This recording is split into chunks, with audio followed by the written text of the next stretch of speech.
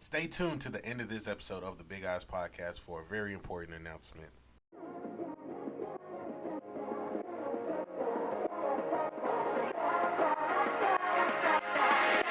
The Big Eyes Podcast.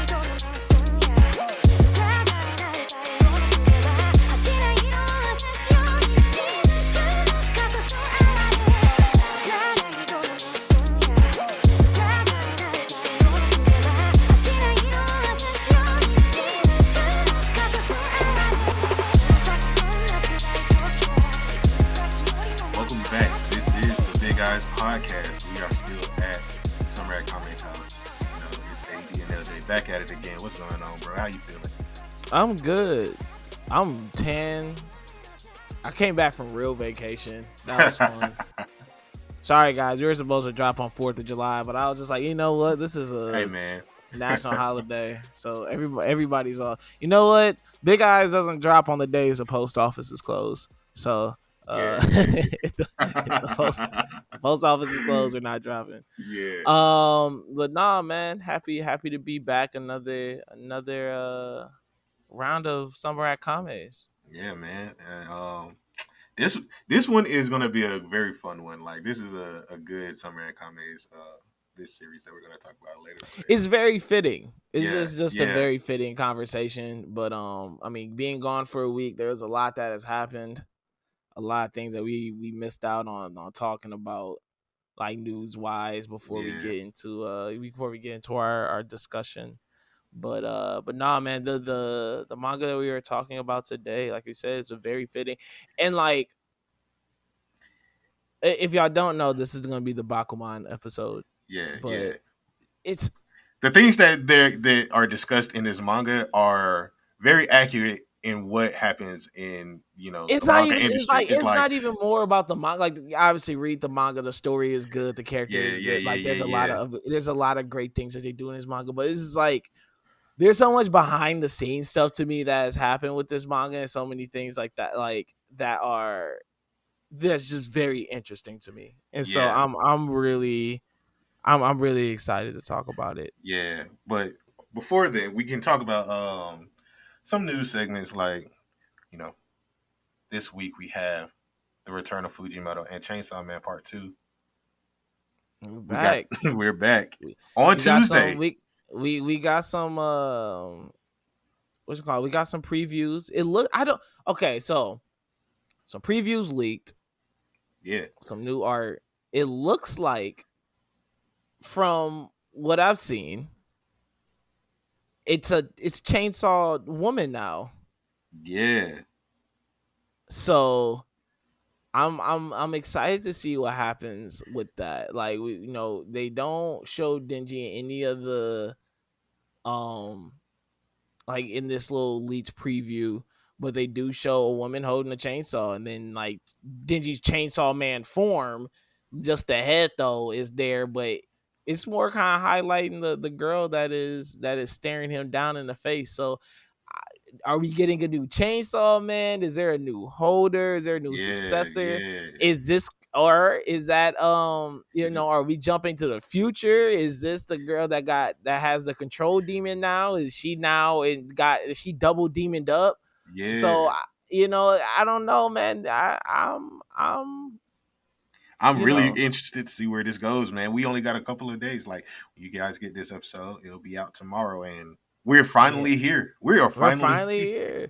Listen, the anime's a myth, here. so They talk about showing previews at what is it? The Tokyo or whatever. They're talking about showing more previews, so we may see man, they ain't something about showing it. nothing. Listen, I'm Once again, these things don't exist until we see them. All right. Supposedly, there's supposed to be another preview being shown at, what con is it, or what expo is it, in August, early August. yeah, But other than that, I don't. Yeah, I feel like it's coming, man. They wouldn't be trying to show so many previews, but at the same time, like it's Mappa, man.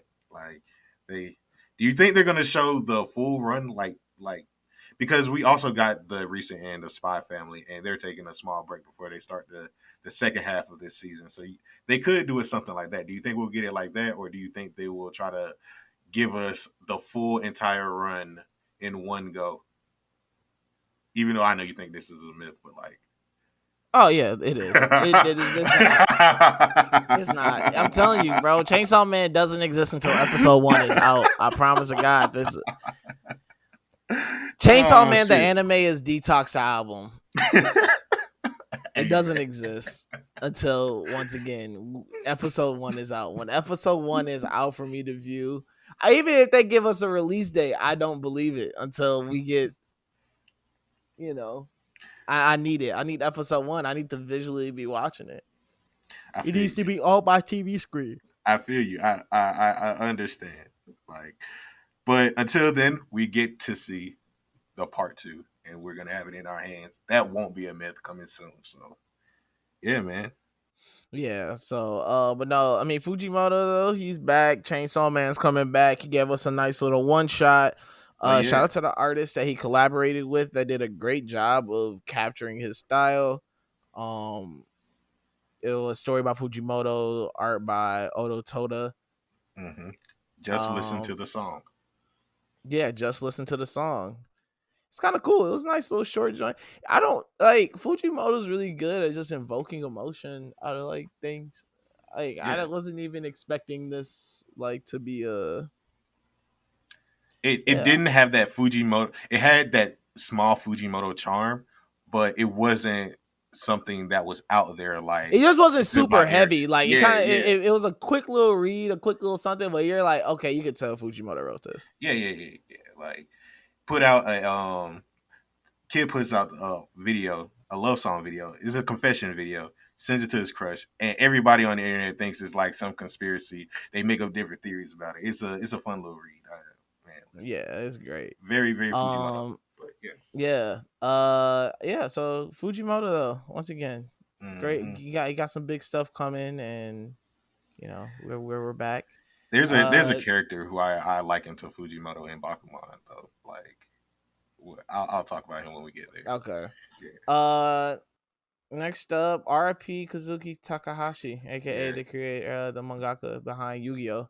yeah, man. Um, okay, I got it. I mean, confession of that I've probably made 1,000,000,000 times on this uh show of me not ever really being heavy into Yu-Gi-Oh. I, But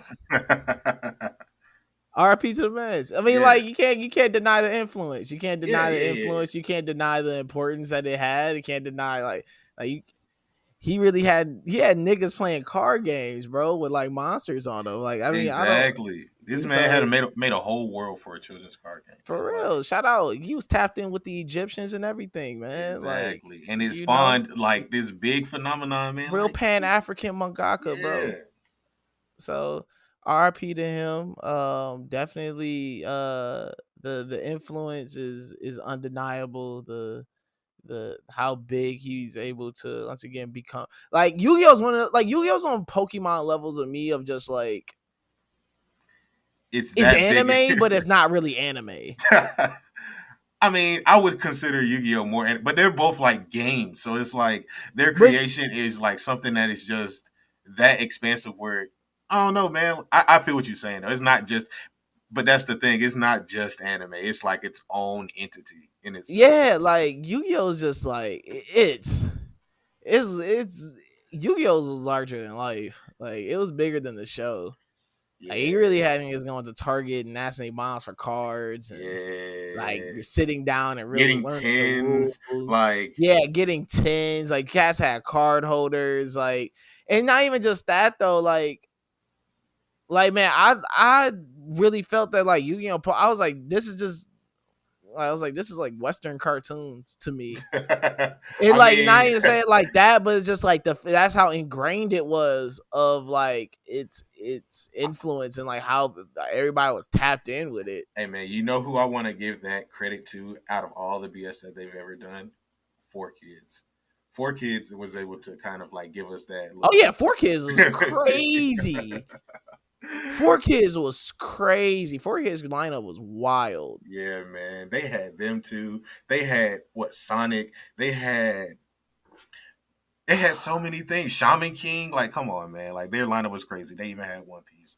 So listen. Yeah, WB4 Kids. That was yeah. That Yeah. shit was crazy. Had But Jackie Chan Adventures. They listen, was man. really tapped in with our Asians brothers and sisters, man. Oh yeah, for sure. You already know. Static Shock. They They had paved the way. Shaolin Showdown, Mucha Lucha. Hey man. Dang, bro, it was hey, look at that. They were hella cultured. That's what I'm saying, man. Like, listen. But it. Animaniacs. Animaniacs was black. Oh You know, man, all three of listen. them were black. Listen, man. Animaniacs is that deal. I'll still rewatch some of that, man. Listen. Some of that stuff should not have been on TV. I'm not even gonna hold you. We Oh should not yeah, have been some of it. watching that as kids.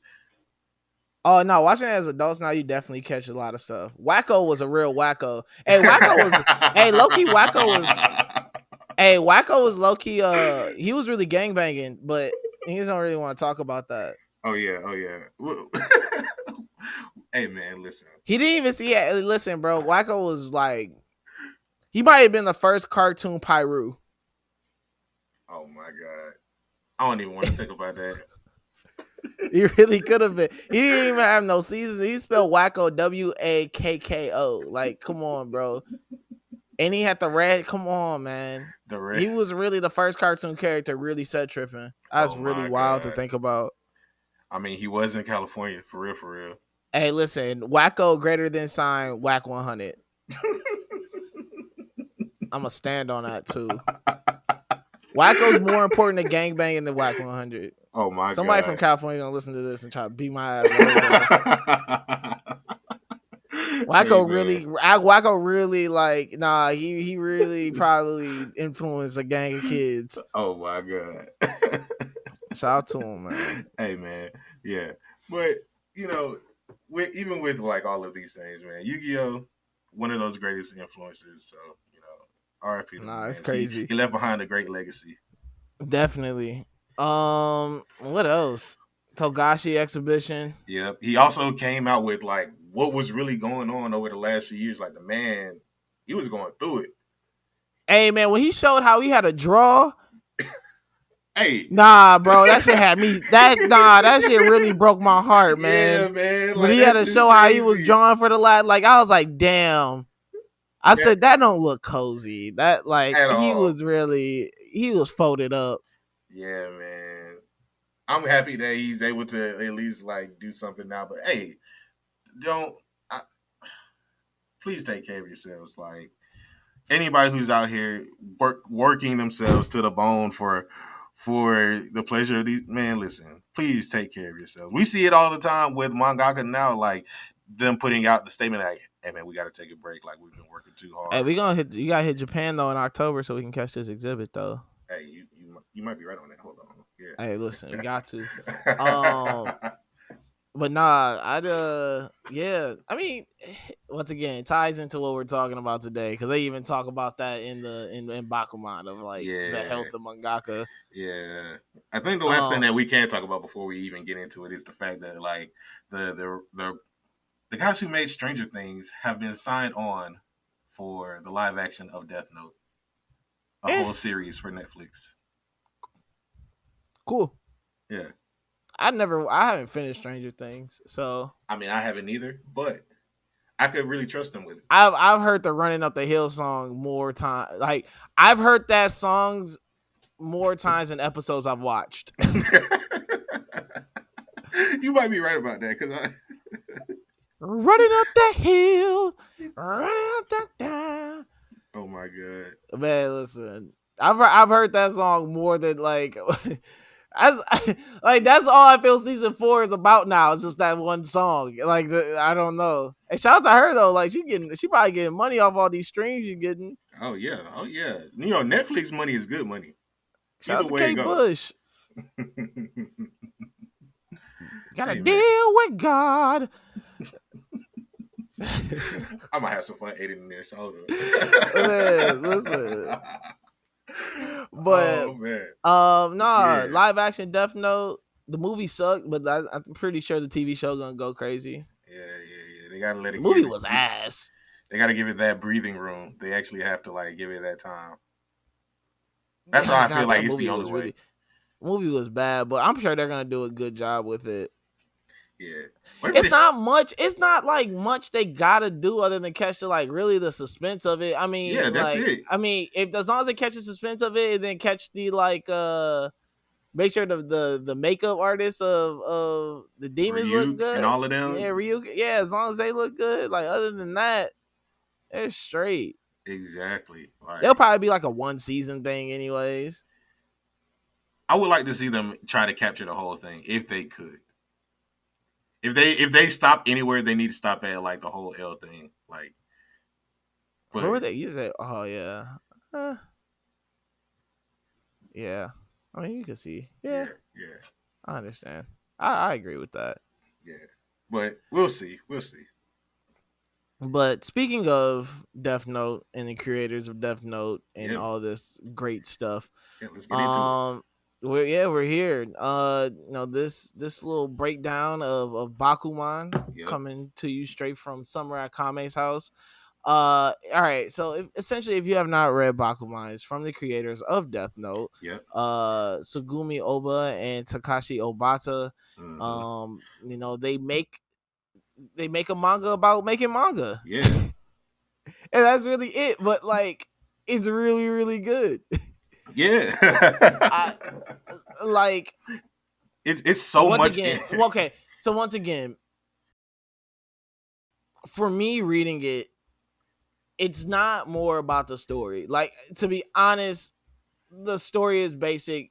It follows these two characters that meet in junior high. Mm-hmm. One had a dream of being a writer, but his art style sucks. Yep. And then he meets Mashiro, and Mashiro is this kid that's kind of just like, bro, listen, I really don't care about anything like that. Like, Yeah, I'm I, just I really trying just to. like drawing for real, but like I don't want to put it out there like that. And he ends up getting his notebook of his drawings after school one day because he left it in class, and he was like, "Bro, what are you talking about? Like this shit's kind of fun. Like, Yeah. hey So man, then, yeah, he meets Akito Tagaki, that's the writer, and they create this team, um, and to create a manga together, and he has to take some, and like within this, they tie in some love and their failures and their ups and yeah, downs. They go on break for a little bit, like they do all yeah." these things. So, It feels very manga inspired. Like it feels like a Shonen Jump manga, but it has that extra meta layer of like, you know, they're telling these things, but at the same time, like they're all shonen tropes. And yet we're discussing manga inside of these things with them trying to achieve their dreams of becoming this great duo and them having their own separate dreams, whether it's like him trying to get the love of his life, have them at the end of the story like be together somehow once they're successful. They have those tropes. They have themselves working to the bone to just try to get a one shot because they're rookies. Like they're in middle school when they start this journey, and you kind of see them over the course of their life. Like they go to high school, they go to college. They think about dropping out of college at one point. You know what I'm saying, to try to get some manga going. Like it's a whole lot of things going on, but it's like you said, there are some other things like that are told outside of this manga with like its creation process. Like they show us in some of the volumes like their storyboarding. Like you even said like they weren't even in the same room. They were just like, hey, I'm about to just draw the storyboard, pass it off to my editor, and then he hands it off to Obata and he draws it up and they just work like that. They weren't in yeah, the that's same a crazy room. thing. Like, so after reading this manga, I was really interested on the background of it Yeah. because this is one of those rare mangas that you read, and these like it follows like what it feels like biographical in a weird way Yeah. of just like this is like one of the first mangas I've read. I mean, especially Shonen Jump where I read where like, bro, they get married in it. Yeah, exactly. Like their love interests actually play out.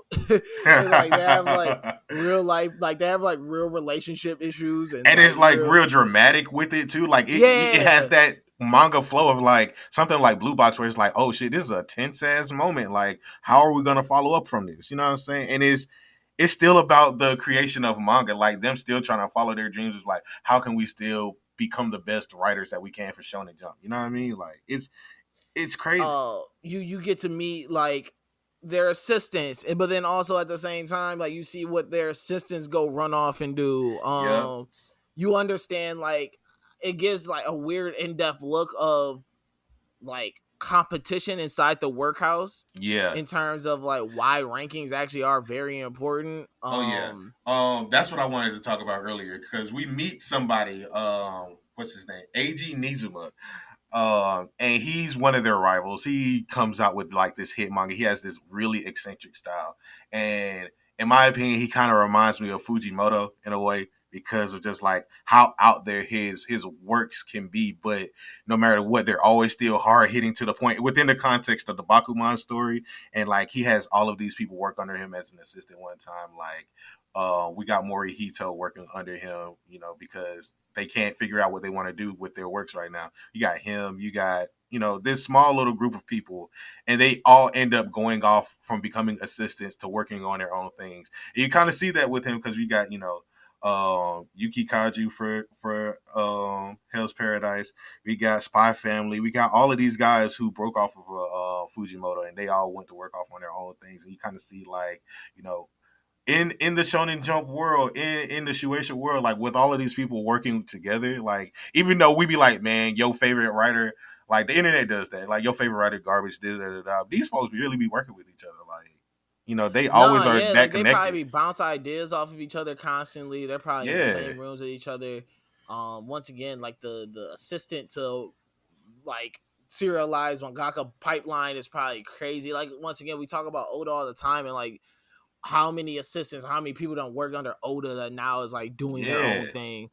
Um, yeah, I don't know, like this. I think that's just the best thing I enjoyed about this. That it really felt that you were getting the real lifestyle. Like there was even a point where they both get sick because of overwork, yeah. and so they And gotta they go on told him like, no, you hiatus. gotta take a break. Yeah, you gotta take a break. And like what's crazy is that when you read this, their wins, like big wins, are like few and far between. Like they Yeah, fail a lot. they do. Like a lot of people in here fail like constantly.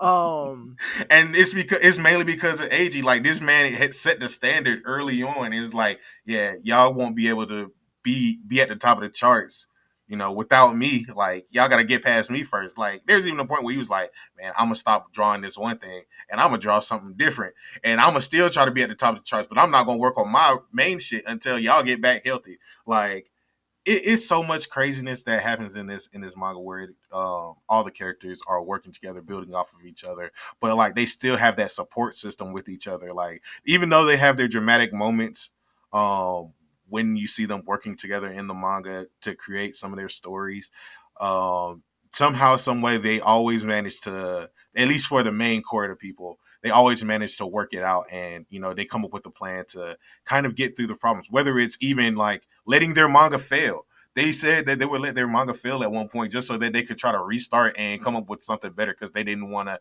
struggle on this thing that they felt like they weren't even putting their all into. You know what I mean? Like, yeah. I wonder if there's some mangaka out there who feel like that. Who like, man, I'm gonna just go ahead and end this my damn self. Like, I mean, dude does that at the end. He gets 15 weeks of straight number one, and he said that he had that deal with the editor of like, all right, you get 15 straight weeks at number one. We'll let you cut whatever manga you want. And he yeah, cut his own. He was like, yeah, I'm tired of it. He was like, you got to know when to let something in. Like, it's not always about just like running something into the ground. yeah. It's about kind of knowing when to stop and knowing when to pick something up. But then, like, he drops something. He drops one thing, but already had his next thing already completed. Mm-hmm.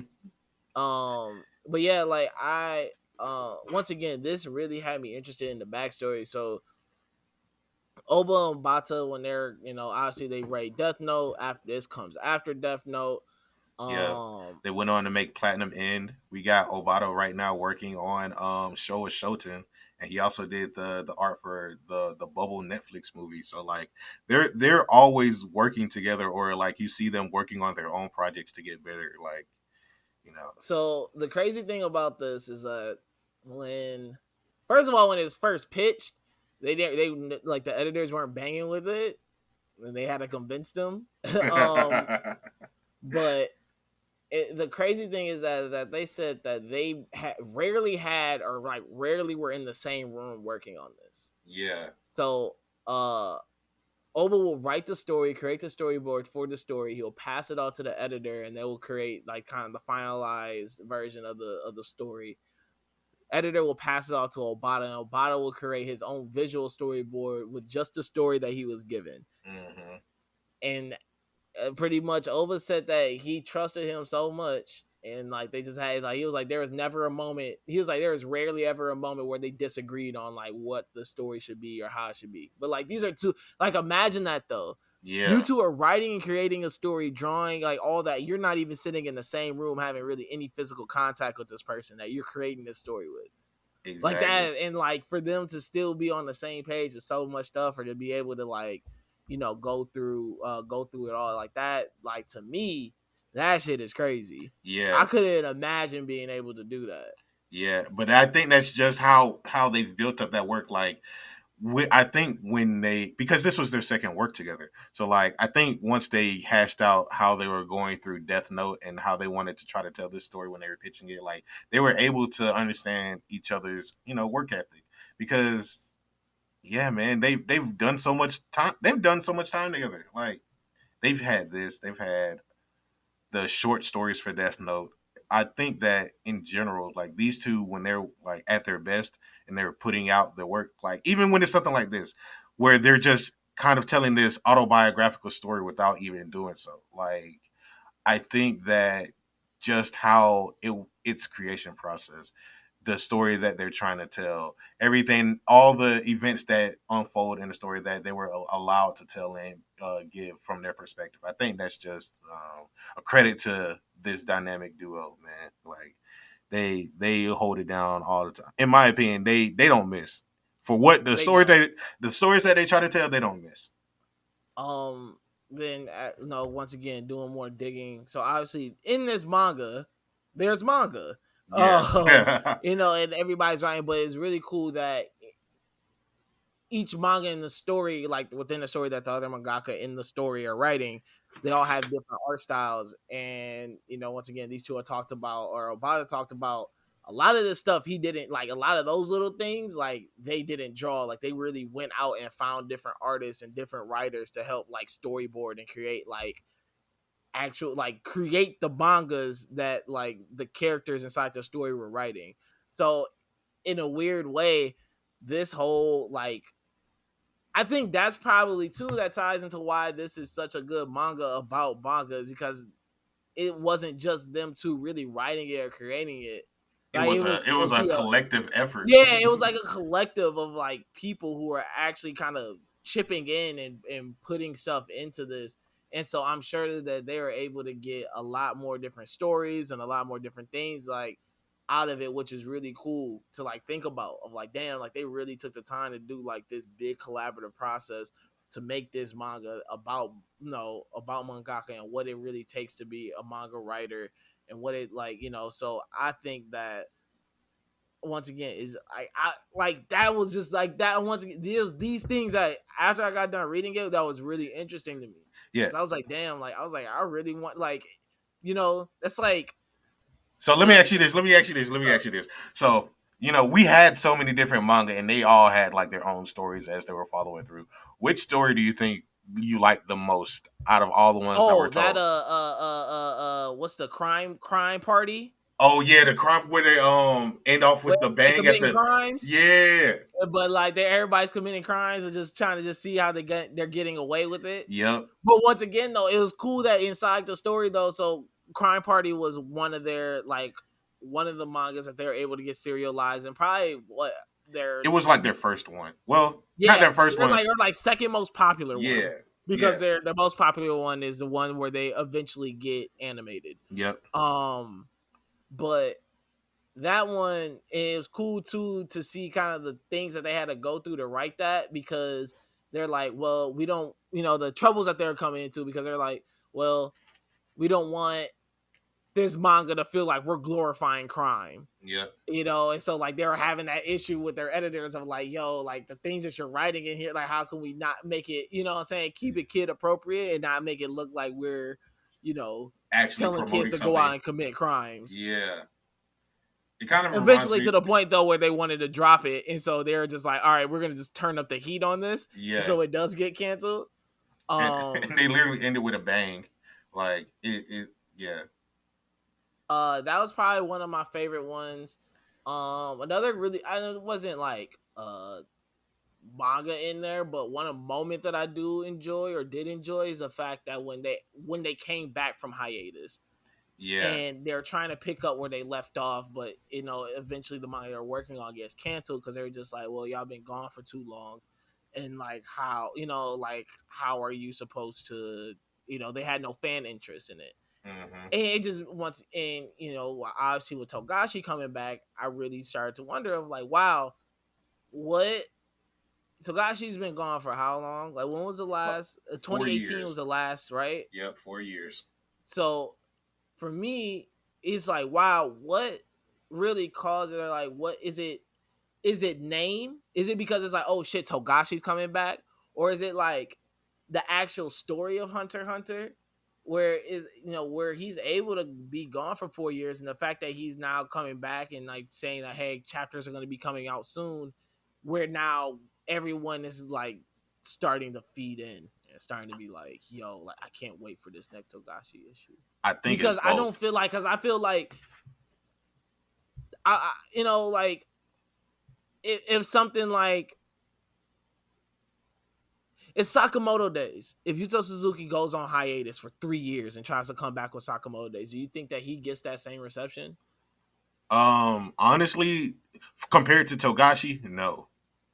Compared to Togashi, no. But I think that's also because Yuto Suzuki, this is his first work. So I think in the same vein of how like Detective Trap fell because these guys were new works, whereas, we got Togashi who is established works and we know what he's capable of. And you saw that like in 48 hours, this man got 100 like a million followers just for people to follow his work, and he's almost like at 3 million now. Like, you know what I'm saying? Like, I think it's the name alone and like what he's capable of, where he could come back after so long versus somebody like Yuta Suzuki. Like, not saying that people probably wouldn't be hyped because Sakamoto Days is that deal, but what we want to know what the landscape is like then, and there could probably be something going on that's like hundreds of chapters in, like that surpassed Sakamoto Days at the moment. You know what I mean? So like, I don't know. I think that it wouldn't be the same as Togashi. But that being Yeah. said, it's like, Or not even saying it's on the same level as Togashi, but it's just like if he had to like announce right now, like, yo, I'm going on hiatus, like his reception when he's finally like, hey, I'm back. Like, yeah, once again, is it name? Is it title? Is it a mixture, evenness of both? Like, it's one of those things for me. I'm just like, I don't know. yeah, and that's why I'm like, I don't think for him, not so much. I think you would have to be somebody of a respectable authority, I would say, in Shonen Jump to Because the get be only granted other that. person I really think that could do that if they did it, I mean, would be Horikoshi. We got Black Clover on it now and One Piece. Like but they're not like on years. You know what They're I mean? just a couple months. Yeah. But like even I think they would be granted the years. One Piece I think would be granted that time. But yeah, I don't know. It was just an interesting thing, like an interesting concept to me to think about. Just like, Yeah. damn, that how many times that probably does happen to just mangaka who does have a good thing running. It's just like they had to go on hiatus, had to go on break, and then just like that break was just a tad bit too long, and people just tapped out. It was just like, all right, And I think I ain't that's interested like in it anymore. I think that's also why I think because we also have news of like Shonen Jump Plus and all the stuff that they got going on too. And I think that's something that the Shonen Jump department has been trying to work on where they can allow the creators to take their breaks and not adhere to the tight schedules that Weekly Shonen Jump pushes out. You know what I mean? Because that's Mm-hmm. still like the main thing. Whereas with we see like I see it all the time with Manga Plus, like things be taking a break all the time. We just got an illustration for Spy Family this week instead of an actual chapter. Like Oh yeah, he Um, green for that. yeah, yeah, but that's what I'm saying. Like we see stuff like that. I think early on in Kaiju number 8, it was like 3 weeks, then a month, and then a week break, and then he switched to bi-weekly. So like I think Shonen Jump is learning their lessons slowly but surely, and I think that's also why Fujimoto isn't adhering to the Sunday drops and is moving to Tuesdays, which I would be greatly happy for. You know what I mean? Like we get more of that, and he gets to take the breaks and take the time to properly tell out the story. I think that we're in a better space than where Bakuman sets itself, because we see a lot of those mangaka back then who were probably like taking their breaks. I think Oda took like several breaks back then at around like what 2008, because that was around Thriller Bark area. But yeah, man, it's just a a very interesting manga, a very good manga. I think in Bakuman and the stories that it tells, like Yeah, like I love the fact that like the editor in chief there is like based on a even the real character's person. name is there was the real editor in Yeah, chief that was there at yeah. the during the time it was getting serialized. They said that they said that he never said anything about it. But they were just under the assumption that he didn't like it, but it just worked in the story so well that he never said anything. He was like, I'm gonna let this slide. Yeah, he was like, they're like, I don't know if he really fucks with this, but they're just like, I don't, I'm gonna it, let them like have their fun. that's just tight. Or like I know for the anime they had to change the name of the or of the publishing or like the magazines Yeah. because it was shown on Japanese public TV, and that would have been due to their like laws and Mm, media laws over there, they can't like self advertise. yeah. So you can still use like they're still able to use like the One Piece and like those, but they couldn't like say like Weekly Shonen Jump, so they had to change like the names Yeah. for that. Um, They but do it yeah, once sometimes. Like they do it sometimes. It depends. It's a very sketchy thing. Yeah, but I know that they had like different rules among that. I think that was more so for the anime than the actual manga though. Yeah. But yeah, I don't know, man. It's a great read. I feel that if you're really looking for something that we talk a lot about how we like really grounded stories, especially like obviously we champion things like Blue Box and other things like that. But like if Hmm. you're really wanting something that feels real, like feels biographical and feels Yeah. like okay, like granted it's dramatized a bit, but it gives I feel a true like look inward of what a mangaka goes through Yeah. and the life of a mangaka and like kind of their rise. Like I said, like I would. it's not like they just shot to the top. It's Yeah. not like they just kind of just are able to just like like they just had win after win and had all like they were failing a lot. Like Yeah. there's even a point where uh dude dude is so stressed he snaps out on his wife. And not to say it like that, but it's just like he's just stressed. He's like, yo, I got like the world is like crushing me. And there's like, a moment where these guys they're working together in tandem, but they split off early. Yeah. So, and he's working as an illustrator on another manga, and another he's working as a writer, and they're both, and them taking that time away from each other, like help them grow in their own skill, and then they come back together after being based like they're both working, I think, on detective based mangas, and they Yep. came back and was just like, yo, like we should do something detective based or we should do something, and so it's like once again you see kind of like the real grind and the real story of it, and you get really drawn into that. And I like my favorite aspect of the story, once again, that's what really got me. Like when I was ending it, I was like, man, like I actually kind of want to know what was going on behind the scenes when actually creating this, because I Yeah. felt that like I was like, I need to see if it matches up. And in reality, it did when they talked about a lot of things they had to go through just even writing this own manga. But once Yeah. again, them bringing in other voices and other artists and you get, I feel that having all these little bits and pieces of knowledge throughout it helps it feel very authentic. Definitely. I think it's one of those things where it's like if you are a fan of Shonen Jump and you are wondering like why things are the way they are, how things get serialized, how mangaka work with each other, how you hear maybe, somebody who is an assistant of someone ends up getting a one shot or ends up getting their stuff serialized. I think this is a great starter entry into the world of Shonen Jump because it really gives you that shonen manga feeling without like having to do the whole battle action thing that Shonen Jump promotes every day. Like it gives you that really down to earth feel of these two boys are just normal high schoolers or middle schoolers, and they're trying to get their own manga published and go through the steps of real world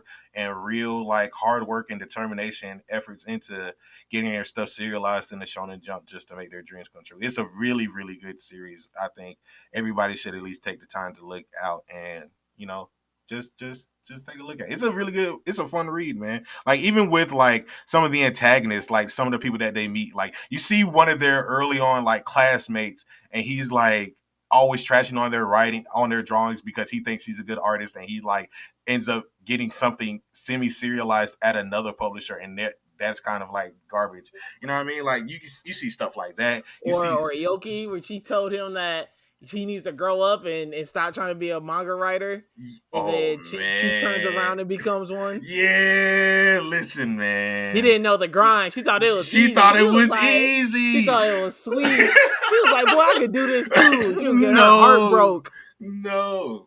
Editor was breaking her heart. You're like, this is garbage. And then she ends up. No, here's the. I think the funniest part. Like what is his name? Nakai, the big guy who was working with AG in the beginning, and like his whole downward spiral, bro. Like that man. Oh, bro, he That. went. One failure cooked him. One failure, he was Yeah. done, Oh man. my god. Listen, man, that was wild. Hihimaru is like probably my favorite one. I'm not even gonna hold you. Like the dude was just an office worker, and then he just wanted to become a mangaka. But then he didn't realize how hard it would be to be like that. So his editor just keeps bribing him to making more chapters. Like, come on, man. That man was that, and he gets the girl in the end, and he gets Shorty in the end. Like, come on, he's kind of Yeah. playing. Yeah. So I mean, once again, Bakuman gets the big eye stamp of approval. I think once again, I think it's just a great read. I think it's a um out. It's like it's a different pace, especially if you're looking for something that's different pace. Like it's not corny like how you think it would be. Kind of Yeah. starts off a little corny, but it gets It gets there. yeah, especially once you start seeing them in the midst of it, like Yeah. they 10 toes in it. Oh, it's crazy. So yeah, man. I think yeah, Bakuman's a great read. Everybody should tap into it. Yeah, man. So this is gonna be wrapping up this episode of the Big Eyes podcast. Yeah. But before we go, Yeah, man. What's before up? we go, What's up? first of all, I want to thank everybody who has ever tapped into an episode of the Big Eyes podcast. Yeah. Thank you. Thank you to everyone who has ever supported the Big Eyes podcast. Thank you to everyone who has downloaded, shared it with their friends. Even if you listen to a snippet, commented on a Gave whatever us feedback on anything. man, anything. I want to say from the bottom of my heart, thank you very much. And with that, the Big Eyes podcast will be ending in 3 episodes. Yeah. So you're getting your last 2 You're getting Dr. Stone. You're getting Dr. Stone. You're getting getting Bleach. And then we got one more. And that's our big goodbye Yeah. to everybody. But I just once again I want to thank everyone for all the support. It's like almost 2.5 years running on this. So just thank you. Yeah, thank you for bringing me on, man. It's been a fun ride. Bro, it's been a great ride. But no, man, Big Eyes podcast will be ending. Episode 120 will be our final episode. So we got 2 more episodes going into for Summer at Comments, and then we'll have one last one after that. But once again, we just want to thank everybody for all the support, all the love, and for damn, we only get to do this 3 more times, but I know. Or 4 counting this. But AD, what's the sign off? Man, listen, please read more manga, watch more anime, and be on the lookout, only on the lookout for the rest of the Big Eyes podcast, man. We love y'all, man. Be easy. Take care.